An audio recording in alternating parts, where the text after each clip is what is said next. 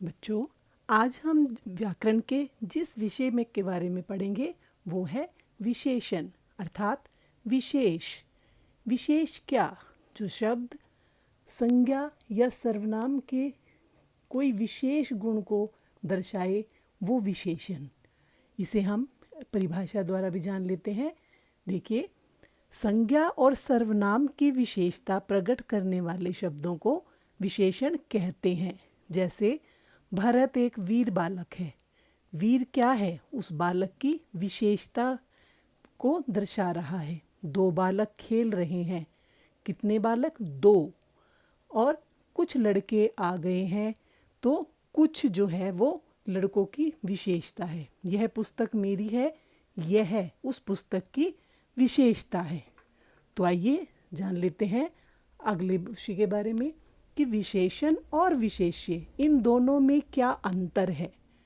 जिस संज्ञा या सर्वनाम शब्द की विशेषता प्रकट की जाती है उसे हम विशेष्य कहते हैं, और जो विशेषता सूचक शब्द होता है उसे विशेषण कहते हैं। जैसे काली बिल्ली को देखो। अब काली क्या है? उस बिल्ली की विशेषता है, तो ये विशेषण है। और किसकी विशेषता बताई जा रही है? ये बिल्ली की, कि वो बिल्ली कैसी है? काली।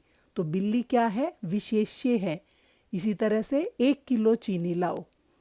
चीनी क्या है? विशेष्य है, क्योंकि चीनी की विशेषता क्या है बताई जा रही है कि 1 किलो। 1 किलो क्या है? विशेषण है, और चीनी क्या है? विशेष्य है। यह छात्र बुद्धिमान है। बुद्धिमान होना उसकी विशेषता है। किसकी? छात्र की। और छात्र क्या है? विशेष्य है। अब जान लेते हैं प्रविशेषण के बारे में कि प्र मतलब पहले, जो विशेषण से पहले लगे, अर्थात जो शब्द विशेषण अथवा क्रिया विशेषण की विशेषता बताए उसे प्रविशेषण कहते हैं। जैसे सिद्धार्थ अत्यंत मेधावी छात्र है। छात्र क्या है? विशेष्य है। मेधावी क्या है? विशेषण है। और उस विशेषण की भी विशेषता बताई जा रही है, वो है शब्द अत्यंत में, कि मेधावी तो है लेकिन कितना? अत्यंत मेधावी है। तो अत्यंत क्या हुआ? ये प्रविशेषण है, जो विशेषण से पहले लगकर उसकी विशेषता बताता है। ऐसे ही वह बहुत धीरे धीरे लिखता है। लिखता है कैसे? धीरे धीरे, लेकिन उसमें भी क्या? बहुत धीरे धीरे। तो बहुत क्या है? प्रविशेषण है। अब जान लेते हैं कि विशेषण जो है उसके कितने भेद हैं। तो बच्चों, विशेषण के 4 भेद हैं। पहला है गुणवाचक विशेषण, दूसरा परिमाणवाचक विशेषण, और तीसरा है संख्यावाचक विशेषण, और चौथा सार्वनामिक विशेषण।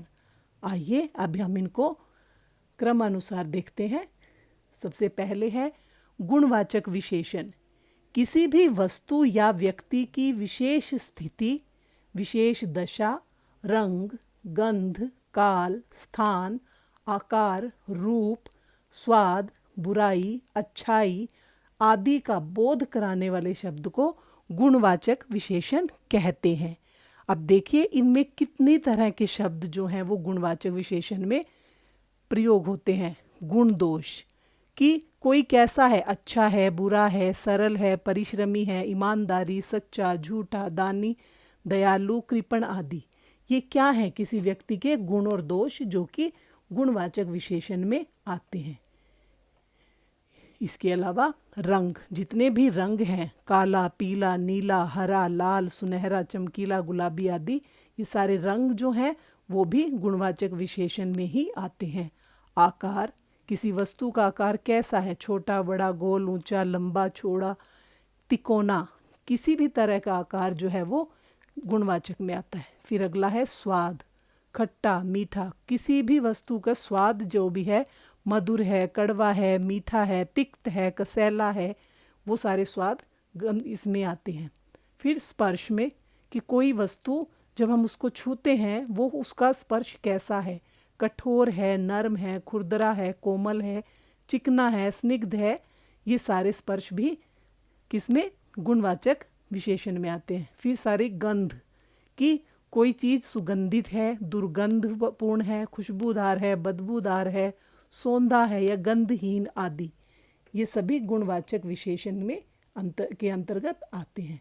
फिर दिशा, जितनी भी डायरेक्शंस जिसको आप बोलते हो, दिशा उत्तरी, पूर्वी, पश्चिमी, दक्षिणी, पश्चिमोत्तरी, पाश्चात्य, सब गुणवाचक विशेषण। अगला है दशा, कोई वस्तु नई है, पुरानी है, स्वस्थ है, कोई व्यक्ति बीमार है, रोगी है, फटा हुआ। फिर अवस्था, युवा, बूढ़ा, अधेड़, प्रौढ़, तरुण आदि। फिर स्थान, कि कोई व्यक्ति या वस्तु जो है वो स्थान के नाम से जब जानी जाती है, कि ग्रामीण, भारतीय, रूसी, बनारसी, देसी, विदेशी, बाहरी, अर्थात हम यहाँ पर किसी के देश के नाम से भी हम उनको बोल जाते हैं। जैसे भारतीय शब्द है कि हम सब भारतीय हैं, तो हम स्थान भारत है जहाँ हम रहते हैं, तो ये हमारी विशेषता बन जाती है। अगला है काल, कि कोई वस्तु आधुनिक, प्राचीन, ताज़ा, पुराना, बासी, ऐतिहासिक आदि। ये सभी जो हैं, इतने शब्द जो हैं वो किसके, किसी भी वस्तु, स्थान या व्यक्ति के जो है विशेषता को दर्शाते हैं, तो ये सभी गुणवाचक विशेषण में आते हैं। अगला देखिए, दूसरा भेद है परिमाणवाचक विशेषण। इसको हम परिभाषा से जान लेते हैं। जो शब्द किसी संज्ञा या सर्वनाम की माप तोल संबंधी विशेषता को प्रकट करे, उसे परिमाणवाचक विशेषण कहते हैं। इसमें सभी वस्तुएं जिनको हम मापते हैं या तोलते हैं, हम उनको ही परिमाणवाचक विशेषण में लेते हैं। जैसे राकेश रोज 4 किलो दूध पीता है। दूध क्या है, विशेष्य है, और उसकी विशेषता कितनी है कि 4 किलो। मीन्स कि हम उसको माप कर ही, माप जो है वो हमें सही तरीके से बताया गया है इसमें, तो ये शब्द क्या होगा, परिमाणवाचक विशेषण। पंकज ढेर सारा घी खाता है। कितना, ढेर सारा, अर्थात घी को भी जो है हम वो मापते या तोलते हैं, इसलिए ये भी परिमाणवाचक विशेषण का उदाहरण है। परिमाणवाचक विशेषण भी जो है उसके भी आगे 2 भेद हैं, निश्चित परिमाणवाचक और अनिश्चित परिमाणवाचक। निश्चित परिमाणवाचक में जो विशेषण संज्ञा या सर्वनाम की एक निश्चित संख्या का, निश्चित परिमाण का बोध कराते हैं, उन्हें निश्चित परिमाणवाचक विशेषण कहते हैं। जैसे 5 किलो, 10 क्विंटल, 1 तोला सोना, 10 मीटर कपड़ा आदि। अब इसमें वो आपको निश्चित तौर पे दिया हुआ है कि कोई वस्तु वो कितनी है। और अनिश्चित परिमाणवाचक विशेषण में क्या है, संज्ञा या सर्वनाम के निश्चित परिमाण का नहीं अपितु अनिश्चित परिमाण का बोध कराते हैं ये शब्द। जैसे ढेर सारा मक्खन, अब वो मक्खन कितना है, किलो, 2 किलो, 100 ग्राम, 200 ग्राम, इसका हमें कहीं प्रमाण नहीं मिला है। वो उसकी जगह पे क्या शब्द प्रयोग किया, ढेर सारा। तो ढेर सारा जो है वो क्या है, अनिश्चित परिमाणवाचक है। बहुत सी लस्सी, कई किलो दही, 50 मन गेहूँ, तनिक अचार, थोड़ी चटनी, जरा सा पापड़ आदि शब्द। तो इसमें जरा सा, थोड़ी, तनिक, कई, बहुत सी, ये सारे क्या हैं, अनिश्चित परिमाणवाचक विशेषण हैं। अगला देखिए, इसका तीसरा भेद है संख्यावाचक विशेषण। जो शब्द संज्ञा या सर्वनाम की संख्या संबंधी विशेषता का बोध कराते हैं, उन्हें संख्यावाचक विशेषण कहते हैं। जैसे 1, 3, आधा आदि। इसी तरह जैसे आपने परिमाणवाचक में देखा, इसी तरह संख्यावाचक विशेषण के भी 2 भेद हैं, निश्चित संख्यावाचक और अनिश्चित। अब निश्चित संख्यावाचक में जितने भी अंक अगर आपको दिए हैं, 2, 4, चौथाई, 5.5, 6.25, ये क्या है, निश्चित संख्या बताई गई है आपको। ये सारे निश्चित संख्यावाचक में आते हैं। फिर क्रमबोधक शब्द कि पहला, दूसरा, तीसरा, चौथा, 5वां, छठा, ये जितने भी ये दिए हुए उदाहरण, पहला, चौथा, 11वां, छठा, 20वां, हम ये क्या है, निश्चित संख्या को दर्शाते हैं। फिर आवृत्ति बोधक, आवृत्ति होता है जब हम किसी चीज़ को 2 गुना करके हम लिखते हैं। जैसे हम बोल देते हैं दुगुना, चौगुना, इकहरा, तुहरा, तिहरा। फिर समुदाय बोधक, दोनों, तीनों, चारों, तीनों के तीनों, सभी, सबके सब, ये सारे क्या हैं, संख्या में समुदाय को, एक ग्रुप को जो है वो दर्शाते हैं। इसके बाद है समुच्चय बोधक, जिसमें दर्जन, युग्म, जोड़ा, पच्चीसी, शतक, चालीसा, शतसई। फिर अगला है प्रत्येक बोधक, प्रत्येक, हर एक, हर मास, हर वर्ष, एक एक, चार चार आदि। ये सारे क्या हैं, एक निश्चित संख्या को दर्शाते हैं और ये इसलिए संख्यावाचक विशेषण के का भेद है, जो कि निश्चित संख्यावाचक के नाम से जाना जाता है। इसी तरह अगला है इसका अनिश्चित, जिसमें आपको कोई भी पक्के तौर पर नहीं आप कह सकते हो कि संख्या में कितने, जैसे कुछ, कई, काफ़ी, थोड़े, बहुत आदि। ये सारे शब्द जो हैं वो अनिश्चित संख्यावाचक को दर्शाते हैं। जैसे कुछ बच्चे पढ़ रहे हैं, कुछ क्या है, अनिश्चित है, आपको नहीं पता कि कितने हैं संख्या में वो, तो हमने शब्द का प्रयोग किया कुछ बच्चे। तो कुछ क्या है, अनिश्चित संख्यावाचक विशेषण। तुम्हारी थैली में बहुत संतरे हैं, जिनको आप गिने नहीं हैं, लेकिन आपने एक अंदाजे से बोला कि बहुत संतरे हैं। वहाँ कोई 200 खिलाड़ी होंगे, कोई। उग्र लोगों ने सैकड़ों दुकानें फूंक डाली। सैकड़ों क्या है, अनिश्चित संख्यावाचक विशेषण। अब हम जान लेते हैं कि परिमाणवाचक और संख्यावाचक विशेषण में अंतर कैसे आप स्पष्ट करोगे। आप लोग कई बार इस बात में कंफ्यूज हो जाते हैं कि ये परिमाणवाचक में आएगा या संख्या में। तो बच्चों ध्यान से देखेंगे, मोहन 5 केले खा गया। 5 क्या है, संख्या, और केले क्या हैं, जिनको हम गिन सकते हैं। तो जिन चीज़ों को गिना जाए और उनके आगे 5 लगा है, या 5 की जगह अगर कुछ लगा है, कुछ केले खाए, तो जो विशेष्य है वो गिना जा सकता है, तो वो संख्या में आएगा। उसको हम संख्यावाचक विशेषण में लेकर जाएंगे। और अगर लिखा है मोहन 5 किलो दूध पी गया, अब दूध क्या है, हम इसको गिन नहीं सकते, हम इसको किलो में मापते हैं, लीटर में मापते हैं। और मापने वाली जितनी भी चीज़ें होती हैं या तोलने वाली, उनके आगे अगर 5 किलो लगा है तो आप एकदम से पहचान जाओगे। लेकिन अगर वहाँ पर कुछ किलो लिखा है तो आप उसको ध्यान से देखेंगे कि संज्ञा शब्द जो है, या फिर संज्ञा की जगह सर्वनाम शब्द का प्रयोग जो हो रहा है, और उसका विशेषण जो है वो क्या है। क्या वो संज्ञा जो शब्द है वो मापतोल की वस्तु है, तो अगर वो मापतोल की है और उसके आगे कुछ लगा है तो वो परिमाणवाचक में जाएगा। और अगर वो गिनने वाली वस्तु है तो वो संख्यावाचक विशेषण में जाएगी। आगे देखते हैं इसका चौथा भेद, सार्वनामिक विशेषण। सार्वनामिक, जो सर्वनाम विशेषण के रूप में प्रयुक्त होते हैं, वे सार्वनामिक विशेषण कहलाते हैं। सार्वनामिक यानी कि सर्वनाम जब विशेषण का कार्य करे तो वो सार्वनामिक विशेषण कहलाएगा। उदाहरण देखिए, वह पुस्तक मेरी है। तो पुस्तक क्या है, संज्ञा शब्द है, और संज्ञा की विशेषता कौन सी, वह पुस्तक।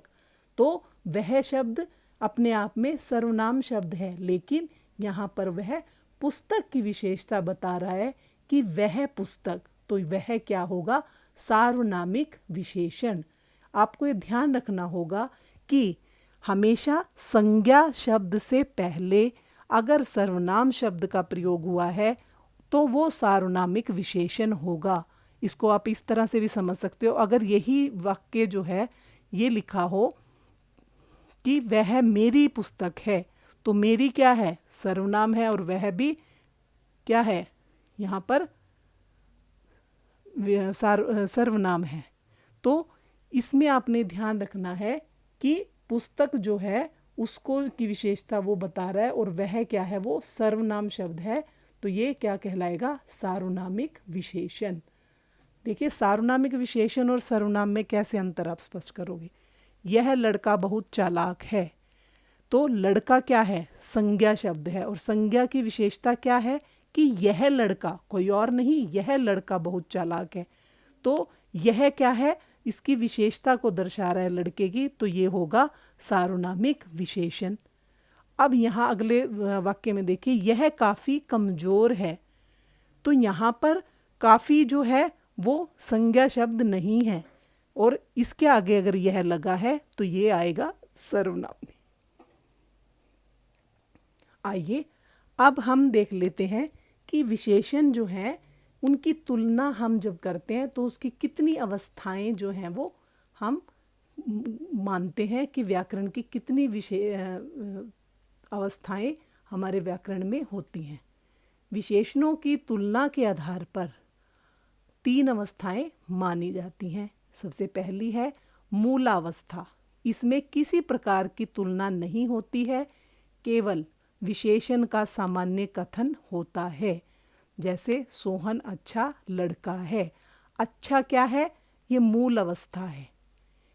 इसमें ये कह सकते हो कि सामान्य तौर पर एक वाक्य लिखा है और एक लड़के की विशेषता बताई गई है कि वो अच्छा है। तो ये अच्छा शब्द यहाँ पर क्या है, मूल अवस्था है। काली गाय चर रही है।